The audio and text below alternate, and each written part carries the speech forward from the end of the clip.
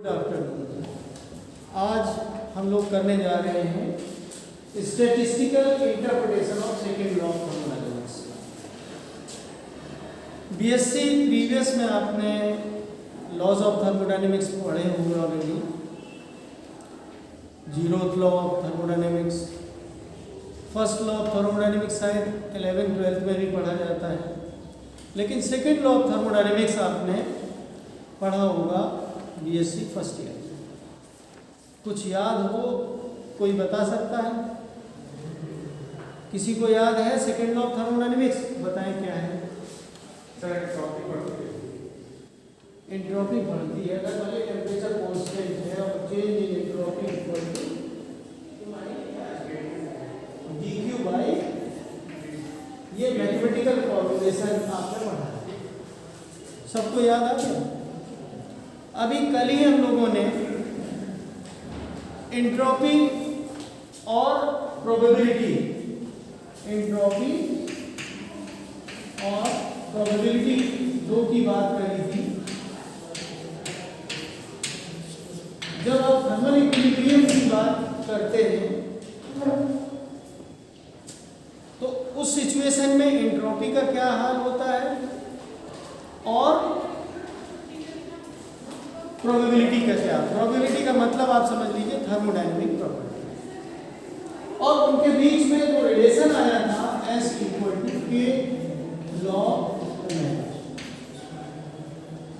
कुछ बुक्स में ओमेगा का जो रोटेशन है वो ये भी चलता है कहीं कहीं, लेकिन थर्मोडायनेमिक प्रॉपर्टी ओमेगा से हम रिप्रेजेंट करते हैं मोस्टली, तो आप इसी को कैपिटल ओमेगा को ही कंसीडर करके चलिए।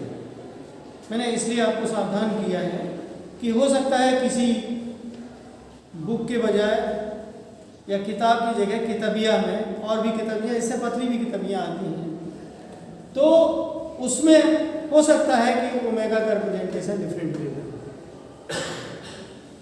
सबसे बड़ी चीज़ जो आपके सामने आई है, आपने दो टाइप के प्रोसेसेस सुने होंगे, रिवर्सिबल और इरिवर्सिबल। पढ़े आप? देखिए, अगर वो रिवर्सिबल प्रोसेस है तो एंट्रोपी कांस्टेंट रहेगी। अगर इरिवर्सिबल है तो एंट्रोपी बढ़ेगी, कम नहीं होगी, एंट्रोपी बढ़ेगी। इसी तरीके से जो थर्मोडायनेमिक प्रोबेबिलिटी है ये इसके डायरेक्टली प्रोपोर्शनल होती है। थर्मोडायनेमिक प्रोबेबिलिटी का हाल साथ साथ एंट्रोपी की तरह ही चलता है। इरिवर्सिबल में बढ़ सकती है और रिवर्सिबल में कांस्टेंट रहेगी। तो इन्हीं दोनों बातों को मतलब कंबाइन करके थ्योरेटिकल है, इसको हम आपको इसकी लैंग्वेज में दोनों पॉइंट ऑफ व्यू से पढ़ के सुनाता हूँ। सिलेबस में बड़ा हाईलाइटेड है, लेकिन फिलोसफिकल मीनिंग इसका काफ़ी है। The entropy of an isolated और सेल्फ कंटेन्ड सिस्टम, इस बात पर ध्यान दीजिए। आइसोलेटेड सिस्टम का मतलब आप समझ रहे होंगे कि वो किसी और से एक्सचेंज नहीं कर रहा है कुछ भी, वो अपने आप में परिपूर्ण है। आइसोलेटेड सिस्टम का मतलब है ना हीट दे रहा है ना ले रहा है, उसका इंटरेक्शन दूसरों से नहीं। तो आइसोलेटेड या सेल्फ कंटेन्ड दोनों मतलब एक ही निकलते हैं। एंट्रोपी ऑफ एन आइसोलेटेड और self contained system either increases और रिमेन्स कांस्टेंट, या तो बढ़ेगा या कांस्टेंट रहेगा according as the process it undergoes. माने जो सिस्टम है उसमें कोई ना कोई प्रोसेस हो सकती है, और प्रोसेस होने के बावजूद प्रोसेस दो टाइप से होगी, या तो रिवर्सिबल होगी या इरिवर्सिबल होगी, तो उनको कनेक्ट करेंगे। ये सेकेंड लॉ ऑफ थर्मोडायनेमिक्स का interpretation, second law of thermodynamics का स्टेटमेंट है अकॉर्डिंग टू स्टैटिस्टिकल इंटरप्रिटेशन। तो एंट्रोपी ऑफ एन आइसोलेटेड और self contained system either increases और remains constant according as the process it undergoes is reversible और irreversible और reversible. तो जो irreversible है वो पहले वाला शब्द था इंक्रीज होने से, और रिवर्सिबल है वो कांस्टेंट होने से। तो ये इन्होंने कहा, दस एनी नेचुरल प्रोसेस, जो प्रोसेसेस होते हैं वो नेचुरल प्रोसेस होते हैं, क्योंकि वो छोटे छोटे पार्टिकल्स से मिलके बना होता है, नेचुरल पार्टिकल्स होते हैं, वो अपनी लाइफ अपने हिसाब से एडजस्ट करके चलते हैं।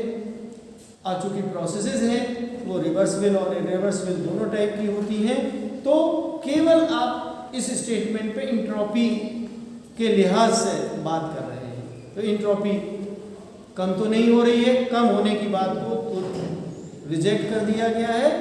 दो टाइप की प्रोसेस होती हैं, या तो इरिवर्सिबल या रिवर्सिबल। रिवर्सिबल में कांस्टेंट रहती है एंट्रोपी, और इरिवर्सिबल में इंक्रीज करती है। ठीक है, तो दूसरे तरीके से कैसे बोल रहे हैं, दस any natural process in A system occurs in such A direction that results in an increase in the entropy of the system, therefore in equilibrium state the entropy is maximum and remains unstable. कुल मिला के अब equilibrium की बात कर रहे हैं कि या तो मैक्सिमम होगी या फिर अनचेंज रहेगी, अगर वो उसमें इक्विलिब्रियम में, माने आइसोलेटेड या सेल्फ कंटेन्ड सिस्टम है।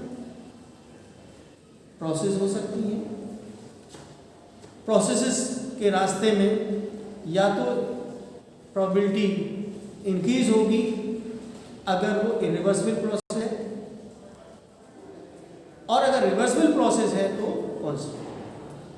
कुल मिला के अब दूसरे पैराग्राफ में आप, चूंकि हमने कहा एंट्रोपी की बात हो गई, अब थर्मोडायनेमिक प्रोबेबिलिटी के पॉइंट ऑफ व्यू से बात कर ली जाए, तो इसमें जो दूसरे पैराग्राफ में बात है वो हमने पहले ही आपको बता दी है कि ये भी बिल्कुल एंट्रोपी की तरह ही थर्मोडायनेमिक प्रोबेबिलिटी का भी वेरिएशन है। या थर्मोडायनेमिक प्रोबेबिलिटी मैक्सिमम रहेगी यानी कांस्टेंट रहेगी, या फिर इंक्रीज रहेगी। कांस्टेंट कब रहेगी या मैक्सिमम पे कब रहेगी, जब रिवर्सिबल प्रोसेस होगी। इरिवर्सिबल प्रोसेस होगी तो बढ़ेगी। अब इसको भी पढ़ के सुना देता हूँ।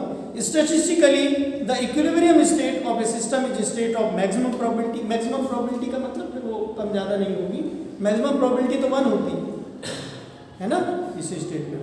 दस an isolated system tends to approach a state, bracket में लिखा है स्टेट का मतलब होता है मैक्रो स्टेट, है ना, of larger probability where the number of microstate accessible to it is larger than the initial value. Initial value से larger होगी, कम नहीं होगी। If the system is already in its most probable state, अगर पहले से most probable state में है, it remains in equilibrium. अगर most probable state में है पहले से, तो वो equilibrium में बना रहेगा। The second law of thermodynamics may be stated in the following way. Number 1, दो पार्ट में करा है। पहला ds equal to dq by dt, ये लिखा है इन्होंने, और दूसरे वाले में लिखा है इन्होंने delta s greater than or equal to 0। तो पहले पढ़ लेते हैं। An equilibrium macro state of the system is characterized by quantity S माने entropy which in infinitesimal quasi state processes, जो infinitesimal माने थोड़ा बहुत वेरिएशन हम अंदर, फिर भी क्वासी का मतलब आभासी से होता है ना। Quasi static processes change bye an amount ds, अगर वो उसमें परिवर्तन ds आप कहते हो तो वो dq by t से दिया जाता है। टेम्परेचर चूंकि इक्विलिब्रियम में है तो जो टेम्परेचर है उसका सिस्टम का वो कांस्टेंट है। अगर उसमें एंट्रोपी में चेंज आएगा तो सिर्फ चेंज इन हीट जो भी है उसके पास चेंज आ रहा है, क्वासी चेंज, तो इन्फिनिटेसिमल चेंज है क्वासी स्टैटिक प्रोसेस में। तो जो चेंज इन एंट्रोपी हम इस फॉर्मूले से जान सकते हैं, change in heat energy divided by the temperature T। तो here dq is the amount of heat absorbed by the system, ठीक है, and T is the absolute temperature of the system bracket में टेम्परेचर को लिखा गया है, एक characteristic of the macro state of the system. T को क्या कहते हैं? Characteristic of the macro state, characteristic of the macro state. किसकी मैक्रो स्टेट की बात हो रही है? किसकी होती है macro state? Of the system, of the system. T is the characteristic। ये छोटी छोटी चीजें ऑब्जेक्टिव के लिए आप ध्यान रखिए, थ्योरेटिकल।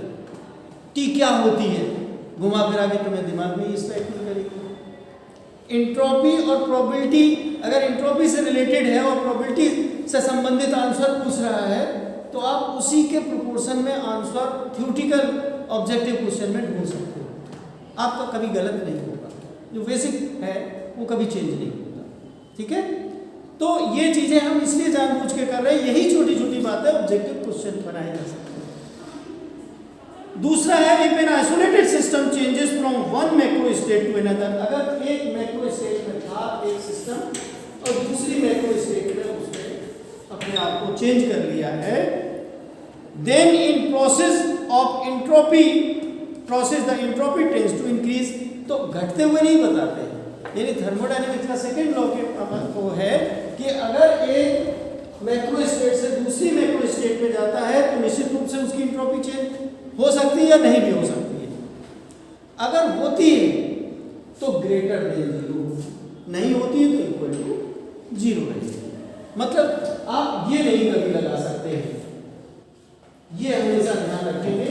ये ऑब्जेक्टिव में ये कंडीशन पूछी जा सकती है, जिसको पता है वो आंसर कर सकता। This is the necessary and sufficient condition, इस तरीके से पूछा जा सकता है ऑब्जेक्टिव में कि necessary and sufficient condition for the equilibrium of a self contained और isolated system is delta S greater than और इक्वल टू जीरो। ये सेकेंड लॉ थर्मोडायनेमिक्स के रूप है, ये ध्यान रखिएगा। स्टैटिस्टिक्स के पॉइंट ऑफ व्यू से आपको रिलेट करके माइंड में रखना होगा, समझ गए? बस यही statistical interpretation of second law of thermodynamics है। अब मैं दूसरा टॉपिक ले रहा हूं जिसको हम लोग बहुत आसानी के साथ सिंपल तरीके से समझ सकते हैं। वो ये है Boltzmann's canonical distribution law. Boltzmann's canonical distribution law, distribution law.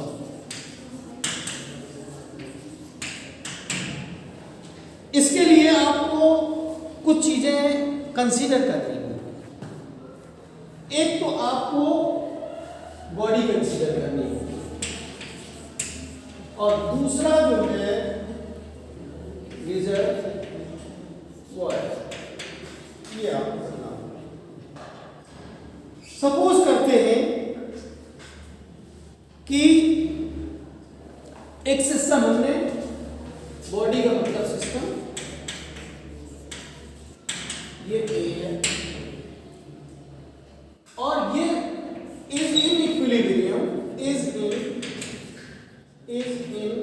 Equilibrium. Equilibrium का मतलब जान ही रहे होंगे,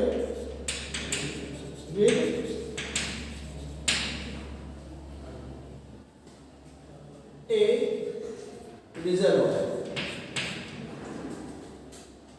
इसको हमने ए डैश किया है। हमने सिस्टम को ए कहा और रिजर्वायर को हमने ए डैश कहा और इसका टेम्परेचर हमने कहा एब्सोल्यूट टेम्परेचर टी।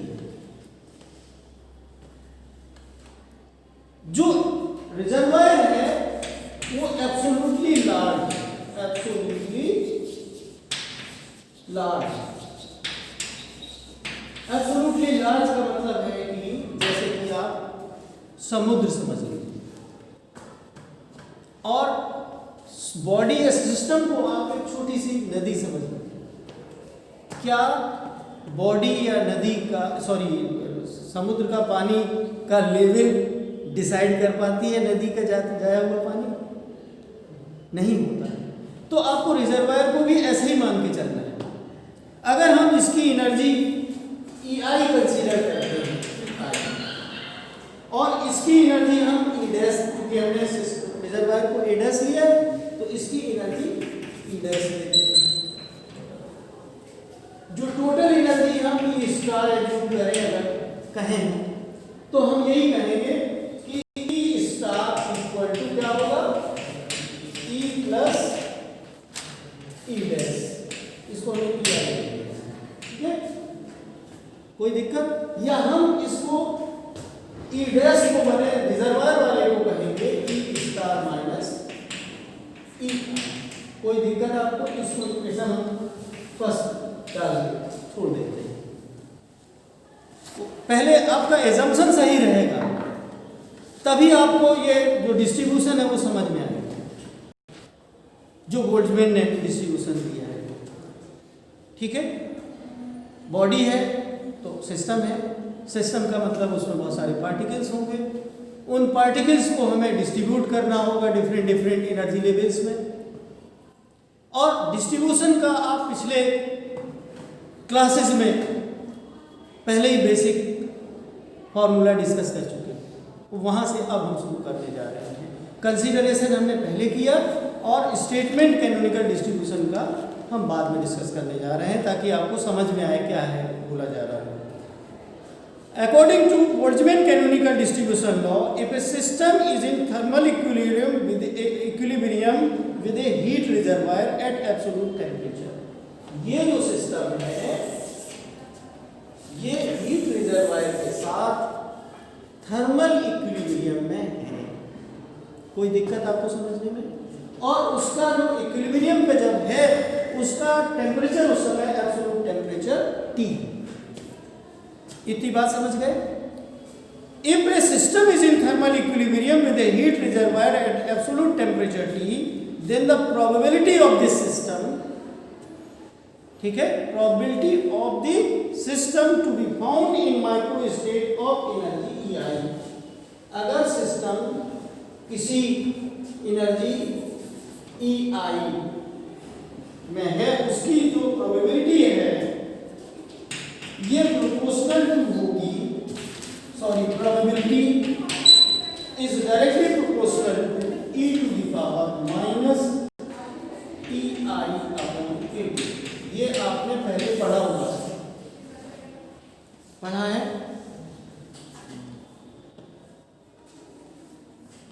ठीक है, नहीं पढ़ा? पढ़ा। तो प्रोबेबिलिटी जो है, जब अगर एक सिस्टम एक रिजर्वायर के साथ थर्मल इक्विलिब्रियम में है जो कि एब्सोल्यूट टेम्परेचर T पे है, तो उसकी जो एनर्जी होगी, then the probability of the system to be found in micro state of energy EI is proportional to this. अब अगर इसको हम प्रोपोर्शनलिटी कांस्टेंट लगाना चाहें तो PI इक्वल टू लिखेंगे हम C e to the power minus EI upon KT। इसको इक्वेशन नंबर 2 मान लीजिए। अब इसी चीज को हम प्रूव करना चाहते हैं। ये तो स्टेटमेंट हो गया। ऑब्जेक्टिव के लिए पहली चीज तो आपको ये ध्यान रखनी है, पहचान लें, PI equal to C e to the power minus EI upon KT। ये रट जाएगा या नहीं? Probability P equal to proportionality constant e to the power minus EI upon KT। अब हम लोग इसके प्रूफ के लिए ये कंसीडर करने जा रहे हैं। ये तो हमने फाइनल फॉर्मूला स्टेटमेंट का बता दिया, बोल्ट्जमैन कैनोनिकल डिस्ट्रीब्यूशन लॉ का। अब जो हम लोगों ने एनर्जी का कंसीडरेशन यहां तक कर लिया था, अब ये कह रहे हैं let the number of accessible micro states of the system be omega. यहां पे जो नंबर है वो एग्जैक्ट नंबर नहीं होता, आप जानते हो। जो थर्मोडायनेमिक प्रोबेबिलिटी होती है, थर्मोडायनेमिक प्रोबेबिलिटी का डेफिनेशन ही है नंबर ऑफ माइक्रो स्टेट्स। तो नंबर बोला जाए हमेशा नंबर उसकी थर्मोडायनेमिक प्रोबेबिलिटी के टर्म्स में बोला जाएगा, नोटेशन में, ठीक है। तो let the number of accessible micro states of the system be omega E, ठीक है। Number of micro states accessible to the system, micro state of the system, since the system is too small. आपको बता दिया था ना, system बहुत छोटा है रिजर्वायर के सामने, है या नहीं? समुद्र और नदी का मैंने एग्जाम्पल दे दिया था। ये संगम हो रहा है, संगम कहते हैं, क्या कहते हैं उसको, दो बराबर के मिलते हैं तो उसको संगम कहते हैं, उसको क्या कहते हैं, जो भी कहते हैं।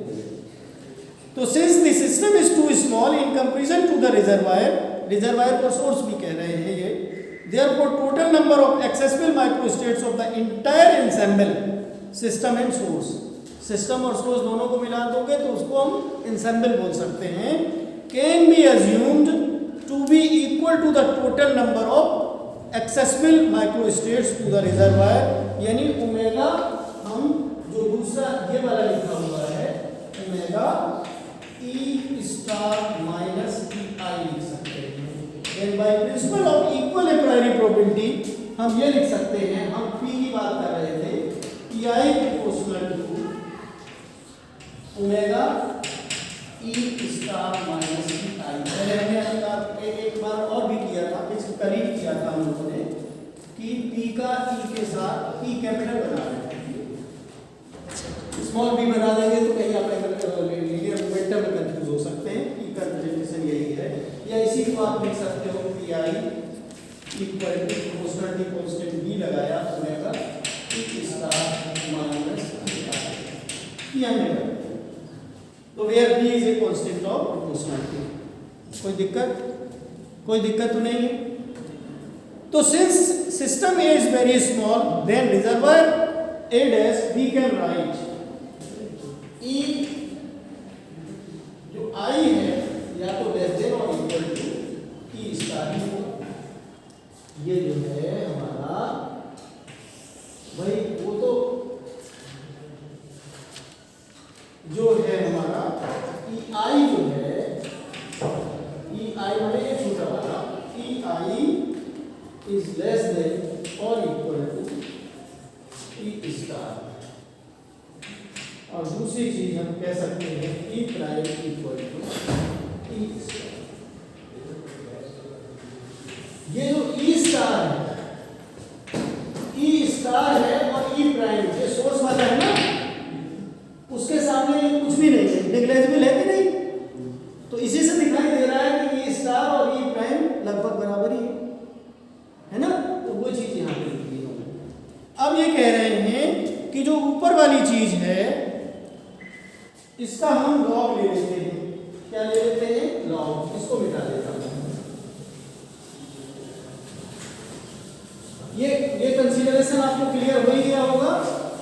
सिस्टम और रिजर्वायर का एक बड़ा सा सिस्टम में बड़ा सा रिजर्वायर या सोर्स है और सिस्टम छोटा है। तो जो ओमेगा ई जो हमने रखा है ये चीज, इसको हम ऐसे लिख सकते हैं omega E star minus I.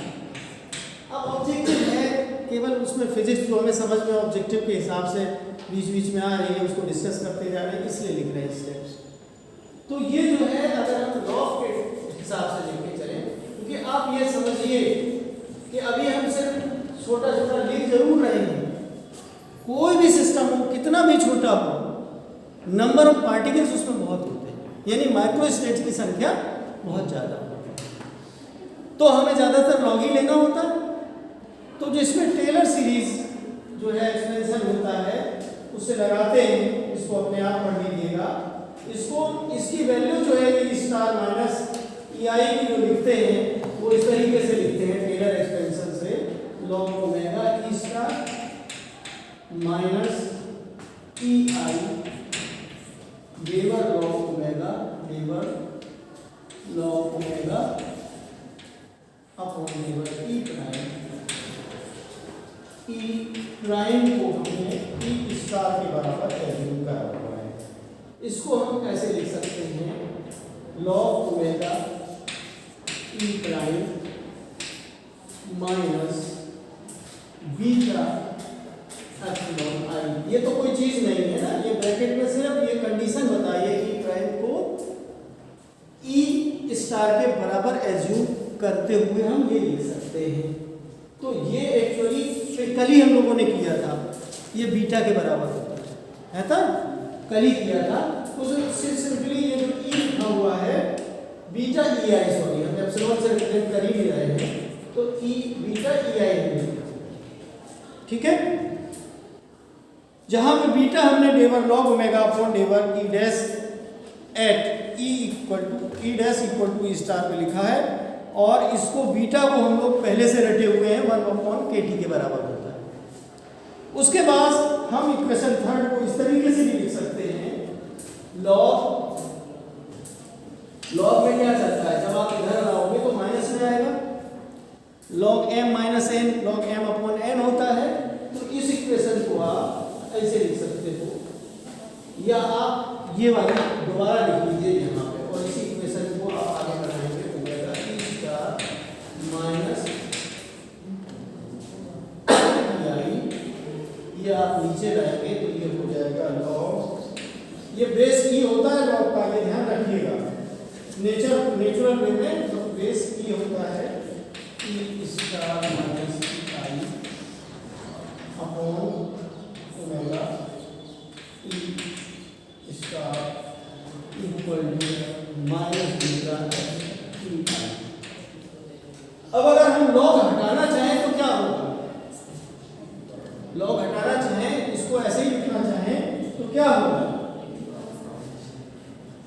Omega E star minus E I equal to omega, ये वहां मल्टीप्लाई हो जाएगा जाके, omega E star E to the power ये हो जाएगा माइनस बीटा ई आई, यही तो होगा।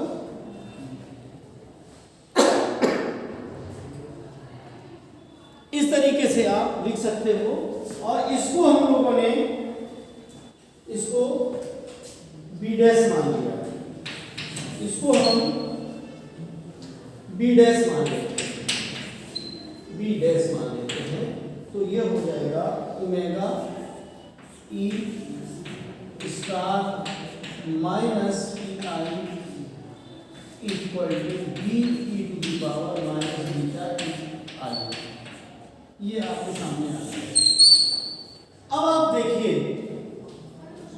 कि जो पहली वाली इक्वेशन है P I equal to B omega E star minus E I, इसकी वैल्यू हम लोग क्या जानते हैं, ये जो चीज लिखी है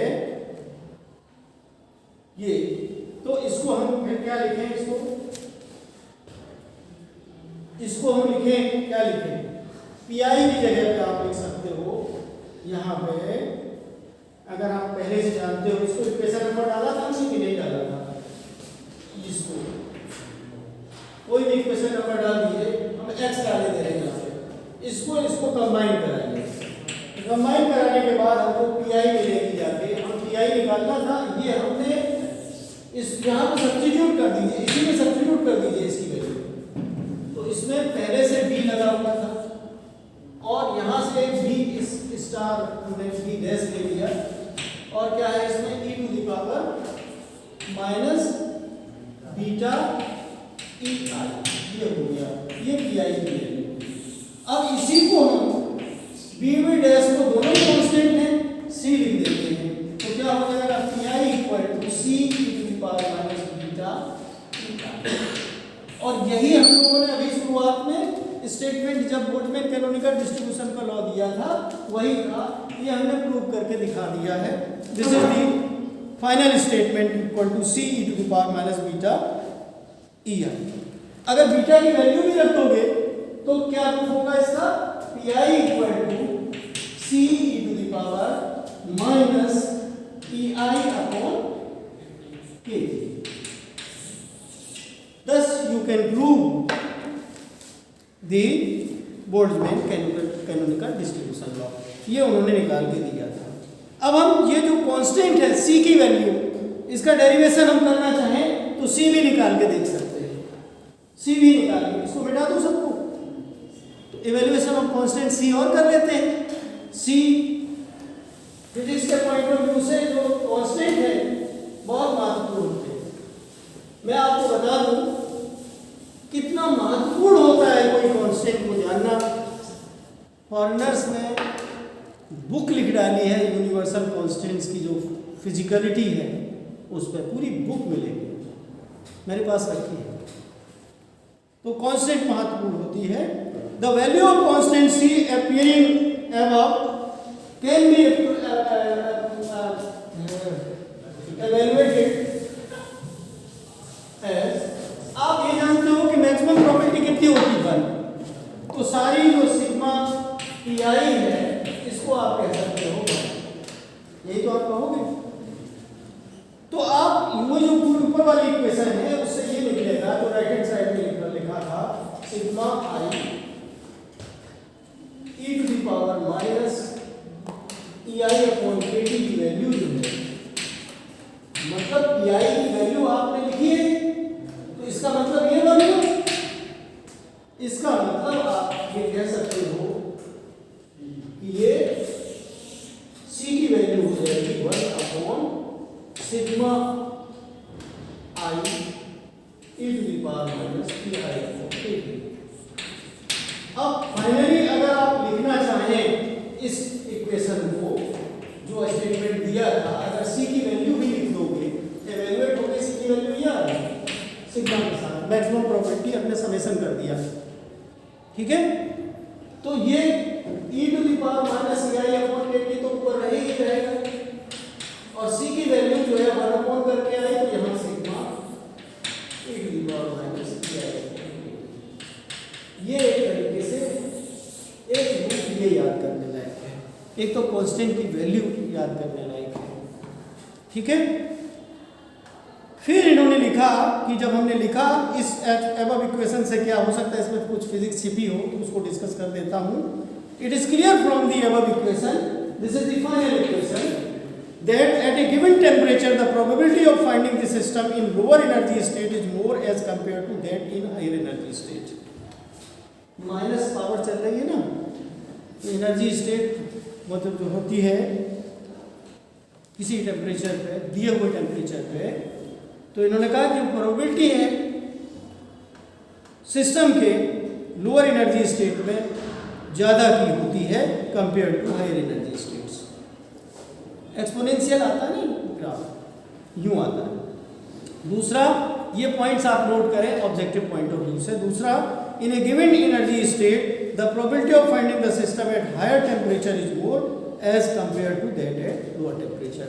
माने कोई भी सिस्टम है वो हाई टेम्परेचर स्टेट में रहने की प्रोबेबिलिटी ज़्यादा होती है। मैं समझता हूँ कि जिसके जो एप्लीकेशंस हैं, जो टाइम हमें दिख रहा है, इस समय डिस्कस नहीं किए जा सकते हैं, कंप्लीट नहीं होगा। 2-3 एप्लीकेशंस हैं और 2 टॉपिक्स इस यूनिट में बचे हैं।